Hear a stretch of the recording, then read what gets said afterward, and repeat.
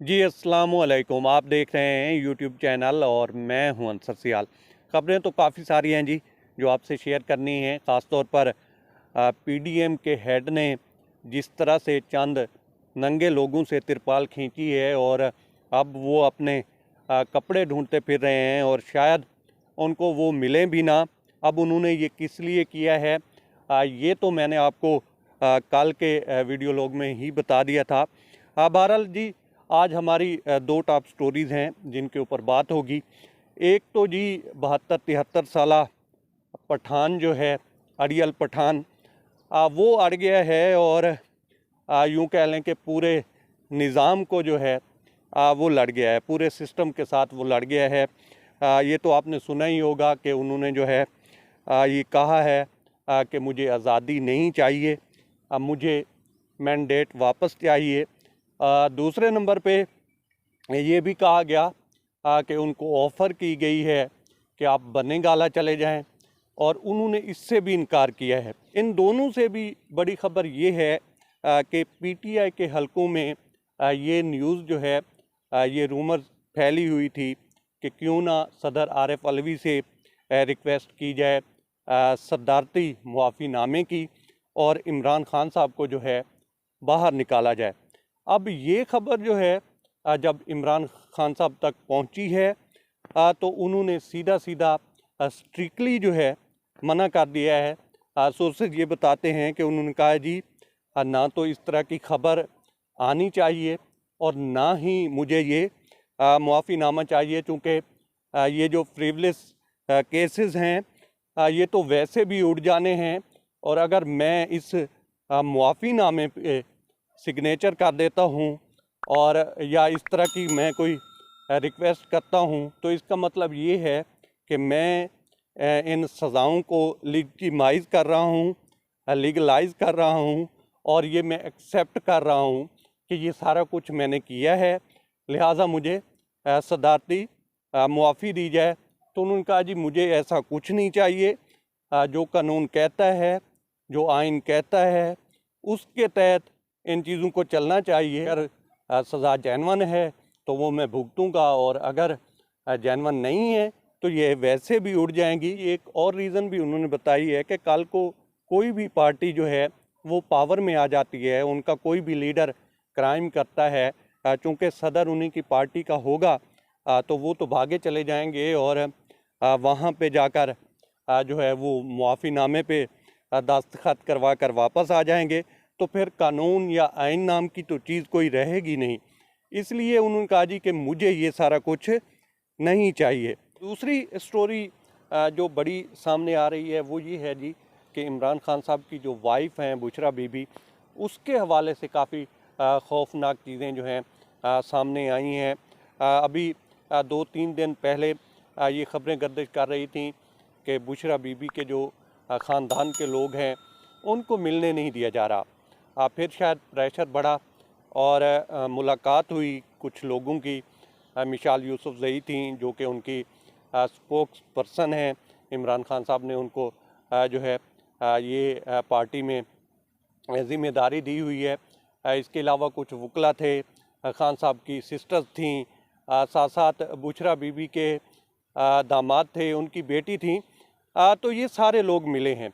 इस हवाले से सबसे पहले तो एक मरियम रियाज़ वट्टू नाम की खातून हैं, उन्होंने एक पोस्ट की कि जनाब बुशरा बीबी को पिछले 6 दिन से जो है गले की और स्टोमक की तकलीफ़ है और उसकी वजह उन्होंने ये बताई कि उनको कुछ खाना इस तरह का दिया गया है जिसमें शायद कुछ मिला हुआ था और उसके बाद वो ना तो कुछ खा पी सकती हैं लास्ट 6 डेज़ से और उनकी लाइफ को भी इस हवाले से थ्रेट हो सकता है। फिर इसी चीज़ की जो है तायीद की मिसाल यूसुफजई ने, उन्होंने भी इससे मिलती जुलती बात की। उन्होंने कहा जी उनको शायद तेज़ाब दिया गया है या एसिड या इस तरह की कोई चीज़ जो है वो मिला कर दी गई है। इसी तरह से अज़हर मिशवानी ने भी इस हवाले से बात की। दीगर भी जो पार्टी के लोग थे उन्होंने बात की है। लेकिन मेरी कुछ लोगों से बात हुई है वो कहते हैं इसके ऊपर तहकीकात होंगी भी और होनी भी चाहिए, लेकिन ये काफ़ी जो है तकलीफ़ देह है कि एक ऐसी खातून जिनका सियासत से कोई ताल्लुक़ नहीं है, वो कैदोबंद की सहूलतें भी बर्दाश्त कर रही हैं। इस तरह की भी चीज़ें सामने आ रही हैं और इसके पॉलिटिकल कॉन्सिक्वेंसेस भी होंगे। आपको याद होगा कि जिस तरह से मियां नवाज शरीफ साहब के साथ हुआ, उन्होंने भी जब कैद थे और फिर एक पूरा जो है प्लेटलेट्स को लेकर नैरेटिव बिल्ट हुआ, अब उसमें कितनी सच्चाई थी वो भी दुनिया ने देखी। अभी ये कहा नहीं जा सकता कि ये सारा कुछ जो है वाकई ऐसा किया गया होगा, ये तो अभी तहकीकात होंगी तो फिर पता चलेगा। लेकिन अगर इसमें रत्ती बराबर भी कुछ है तो इसके जो असरात हैं वो बहुत ज़्यादा होंगे। फिर जी इमरान खान साहब ने 2 लोगों को जो है अभी नॉमिनेट किया है। एक तो पीएमशिप के लिए उमर अयूब साहब हैं और दूसरा हैं मियां असलम इकबाल पंजाब के सीएम के लिए। अब इसमें मैं आपको ख़बर दे रहा हूं कि उमर अयूब साहब तो एक्सेप्टेबल हो सकते हैं, लेकिन जो मियां असलम इकबाल साहब हैं वो एक्सेप्टेबल नहीं होंगे, चूँकि उन्होंने जिस तरह से कुछ जो है बातें की हैं, कुछ वीडियोस वगैरह आई हुई हैं, तो ब्यूरोक्रेसी जो है वो बहुत डरी हुई है और जिस तरह की इंतकामी कार्रवाइयाँ की गई हैं और ये स्कोर सेटल करने के लिए जो है उन्होंने एक वीडियो भी बनाई थी कि एक दिन आएगा हम आपको सेट करेंगे, सबको सेट करेंगे। तो इसके चलते उनके ख़िलाफ़ जो है साजिशें शुरू हो चुकी हैं। जिस तरह से मैंने आपको अली अमीन गंडापुर के हवाले से बताया था कि उनका इस तरह से निडर होना, बेबाक होना, इमरान खान साहब के साथ जो है उनकी वफ़ादारी, ये सारी चीज़ें लेकर वो एक्सेप्टेबल नहीं होंगे। इसी तरह से मियां असलम इकबाल साहब भी जो हैं इनको एक्सेप्ट करना सिस्टम के लिए बड़ा मुश्किल है और ये सारा कुछ जो है आप आने वाले दिनों में देखेंगे।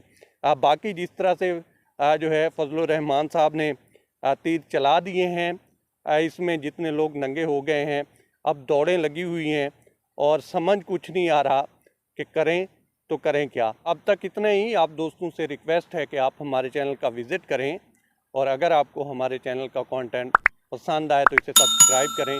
ताउन के लिए शुक्रिया दोस्तों। अल्लाह हाफ़िज़।